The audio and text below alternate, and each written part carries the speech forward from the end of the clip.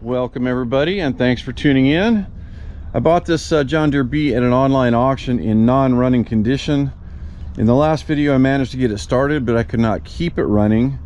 The carburetor was overflowing and the wiring on the dash was all rusted out. So in this video I'm going to try to address all those things. We're going to try to get it started and keep it running on its own fuel. Then if it does run, I'll take it for a drive and check out the transmission and clutch. So let's jump right in. All right, so let me show you this carburetor real quick. I'm not going to go through the whole rebuild process because I'm not an expert on these. I'll put a link to a video down in the description of Rachel Gingel's video. She has a good video of going through one of these quite thoroughly. These carbs are just a little bit different than the other ones that I'm used to on the Fords and the Farmalls and things. It is a Marvel Schiebler. It's a DLTX number 34. This, of course, is the bowl where the float is. There's a little strainer screen in the top there. And then right about there is where the seat is, and the needle is underneath the seat. And the float, goes up and down this way. So this section here is a little bit unique, and the idle and load adjustment screws are a little bit unique also. I'm going to start with these turned out 1.5 turns on both of them, and we'll adjust them from there. But what's more unique about this, in my opinion anyway, there's all kinds of passageways in here. It seems like to me it's almost over-engineered, but it works, right? So in addition to that, look at these little plugs. There's one there, that's 2, 3, 4, 5, and then on the stem inside the bowl, I think there are 2 more. And behind each one of those little plugs is an opening to a passageway. So to be thorough, you need to remove all these little plugs and take some sort of a tool and clean out those passageways.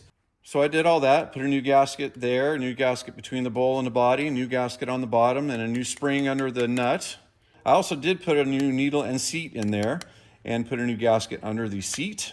So I did my best to clean everything up. Hopefully it will work, but I don't know if you've noticed this hole yet.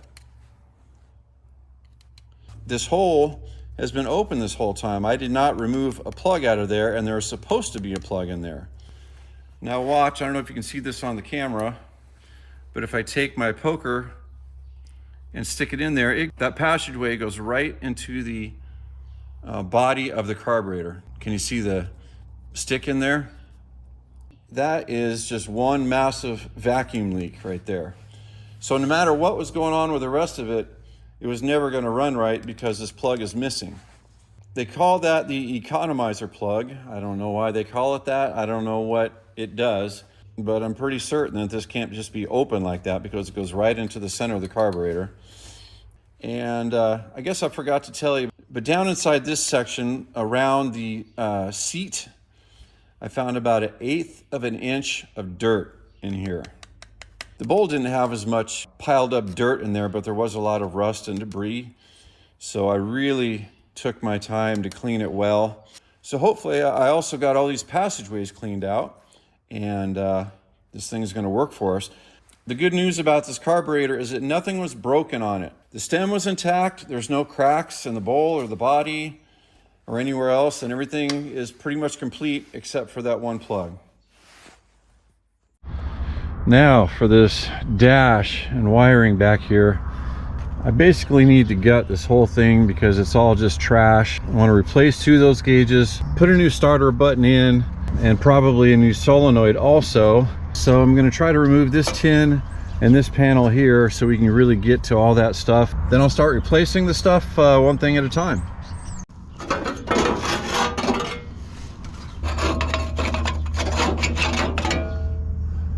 Yep, these are in pretty bad shape.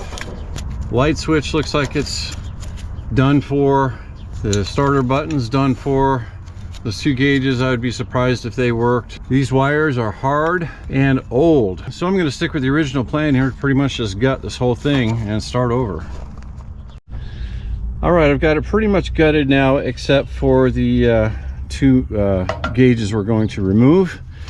I just wanted to show you the difference on the back. This is the oil pressure gauge, and it's got a hard line connected to the bottom of it. I've already got that nut loosened. And the hard line is not very long. It just goes right to there. into the system. And let me show you on the other side. This is the water temperature gauge, and that spiral covered wire runs down here and it goes into the water system right there. So we'll have to remove that to install the new one. And of course, coolant's going to come gushing out of there, so we either have to drain the system or replace it quickly. I'm going to start with the oil pressure gauge because this one should be the easiest to hook up. And I'm going to reuse this old fitting that came off the back of the old gauge. It is clear and it seems to be in okay condition, so I'm going to reuse this. And the other thing we don't know about is if this short little line is clear or not. We're just going to assume that it is for now. And if the gauge doesn't work, we can replace that line later. Well, this probably isn't the best way to do this, but I'm going to try to just remove it, hurry up and put the other one in, and hopefully we won't lose too much liquid here. Oh yeah, no problem. That wasn't so bad. I'm going to run it back through this little clip. That's where the old one was. There we go. Well, just because I was curious, I looked up the number on the tag here on the generator. It's 110137, and that confirms it's a 6-volt generator. And you can see this old solenoid's in pretty rough shape. So we're going to switch that out too with a new 6-volt solenoid. I happen to have a brand new one in my extra parts, so that'll save us a couple bucks. In the last video, a couple of you mentioned this was originally a positive ground tractor, and that is correct.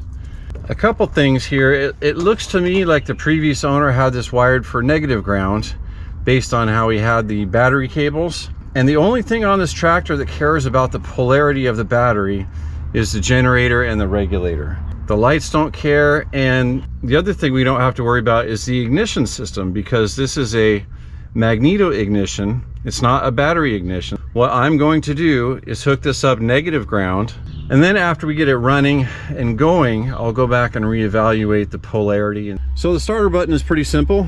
You know, just fit it through the hole, tighten the nut. This little guy goes on at the end, and I just got it finger tight. It looks like its only purpose is to hold this boot on over the top, so you can leave it like this, or you can put the boot on over the whole thing. So yeah, I guess I'll leave it like that. The back of it has 2 posts. One post should go to that empty post on the solenoid, and the other one I guess goes to ground, and that's all there is to that. All right, I've got it all wired in. I've got the red wire going to the middle post on the solenoid. One side of the solenoid has the positive battery cable. The other side has the cable that goes to the starter. And the other post on the starter switch just goes to ground. This is all I'm wiring in for now. I just want to see if the starter button and the solenoid and the starter will work. We can wire in the lights and the ammeter and the generator later on. So I'm going to put a 6-volt battery in here, and we're going to push the button and see if it spins the engine or not. All right, fingers crossed the button works.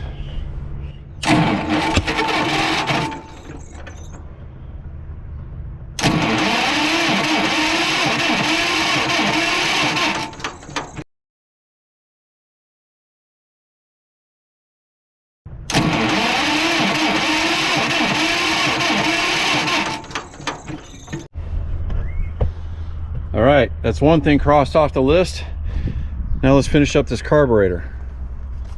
While I'm waiting for the economizer plug to come in the mail, went ahead and got this carburetor body primed and painted black. I didn't have any John Deere green here in the shop, so this will just prevent it from rusting, and we can paint it later if we want to. Okay, I've got the carburetor installed. Fuel line is hooked up. I've got these 2 bolts back here cinched down with the new gasket. This front flange, I have the bolts just loose in there, so there's just a little bit of gap between the 2 pieces here. I want to turn the fuel on and see if our repair to the float and everything else worked. Okay, fuel is on. So far so good. I'm going to loosen this drain cock on the bottom of the carburetor just to make sure we're actually getting fuel. And we are. So that's good. All right, I'm gonna let this sit for about 5 or 10 minutes. We're gonna come back and check it just to make sure that the float is actually working. We've got it adjusted correctly, and we're good to go. All right, I'm happy to report that we have no leaks. The carburetor is completely dry on the outside. Nothing from the edges of the bowl, nothing from the drain cock, and nothing coming out the front like it was before. So I did check the intake elbow here and as far above it as I could see, and everything appears to be clear. Let's just see what's going on inside the bottom of this. That's about what I expected.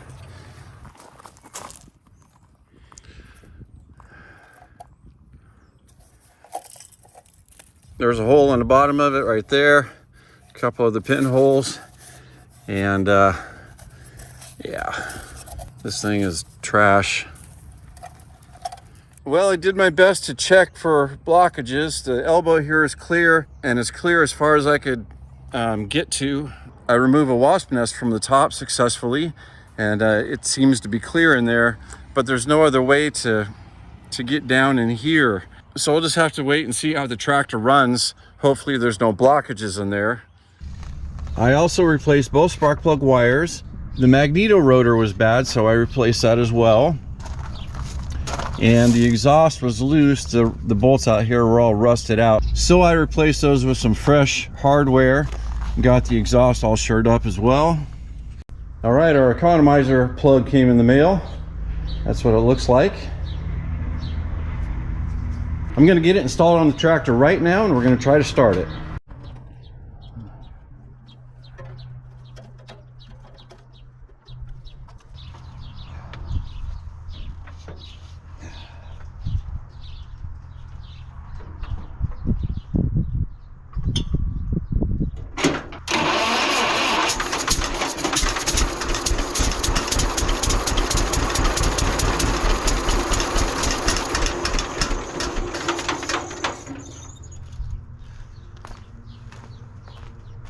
Well, that was a really good start.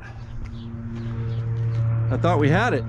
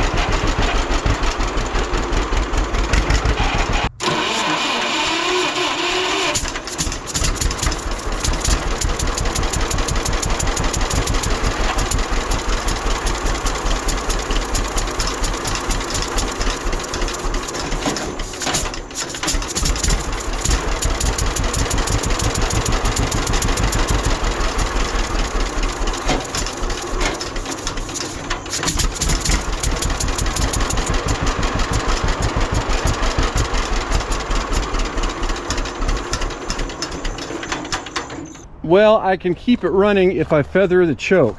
I think that tells me that it's not getting enough fuel. So I'm gonna have to take the carburetor back off and check everything again. But I'm not gonna make you guys watch me do that. For you, it will be instantaneous, and we're gonna fire it right back up. Well, it's about a week later now, and I've had a few more rounds with the carburetor. I think I've got it this time. So let's try it again.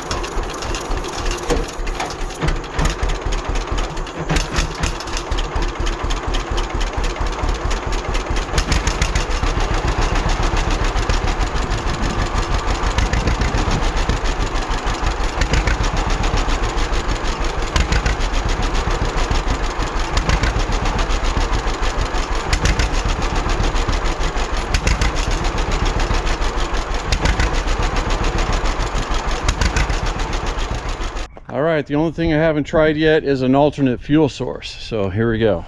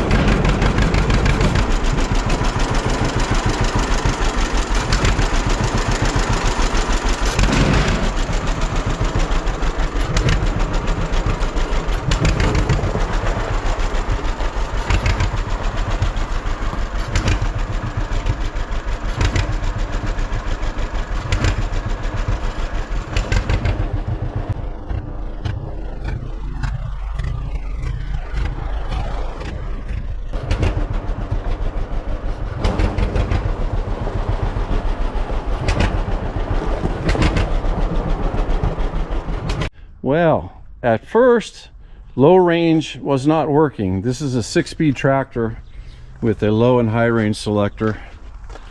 This is the low and high selector right here. And we have our gears labeled right here. This position here is either 1 or 3, and this is 2 or 4, and this is 5 or 6. If you're in low and you get 1, 2, and 5, if you switch to high, you get 3, 4, and 6. That's just what they came up with. The first several minutes I was on the tractor, the low range was not engaging at all. I would push the hand clutch forward and it felt like it was engaging, but the tractor wasn't moving. So I switched to high range, grabbed a gear, and then it went right away. It kicked it back into low, and we had no reverse, we had no nothing. And I tried all the gears again, and still didn't have anything for several minutes. So I fiddled around with it and put it back into high and made sure all those worked. And then right at the end, you know, I had the tractor out there a few paces and I wanted to bring it a little closer to the shop, so I put it in reverse, pushed the hand clutch forward, not expecting anything to happen. I thought I was going to have to get off the tractor and push it back where I wanted it, but it grabbed immediately and went backwards in a hurry. And I tell you, that really surprised me, and unfortunately made contact with my shop wall here. Actually, this is one of the doors. So this is where the left rear made contact. We got a little dent and some rubber there. But down here, the swinging drawbar, it's in a fixed position right now. It went right through. And luckily, it didn't put a hole in the shop wall. See, if I move the door,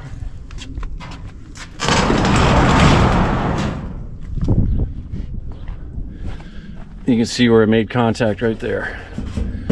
So I'm gonna have to patch that somehow, or maybe just put new panels on this. So obviously that was my fault, but for 10 minutes the tractor was running and I was selecting reverse and first, and nothing was happening at all. The tractor wasn't moving at all. I guess that was a lesson learned. Be a little bit more careful when I'm close to other objects. Anyway, based on what I've found so far, how it's running and everything else, I don't think this tractor has run in a very long time. Whatever was going on with the low range and the transmission seemed to have resolved itself just from running and getting warm. So that's good. It just surprised me a little bit there. I've gone 13 rounds with this carburetor thinking that has been the issue this whole time. I just think something else is going on. Like maybe the governor is not working properly. I don't know. It still drops an RPM, then catches itself and runs for a little bit and then drops RPM and catches itself again. It's like it's not getting enough fuel, but the carburetor seems to be good. I don't know what else it could be. The alternate fuel source that I tried didn't change anything, so maybe the governor isn't working right. I don't know. This is a bit of a head scratcher.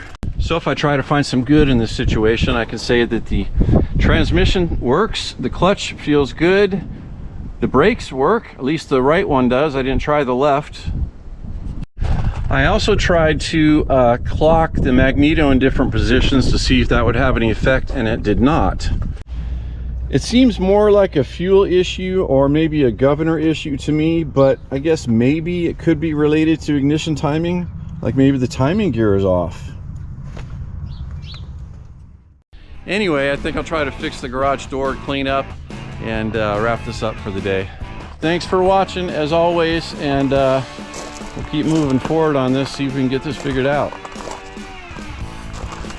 Take care everybody, we'll see you on the next one.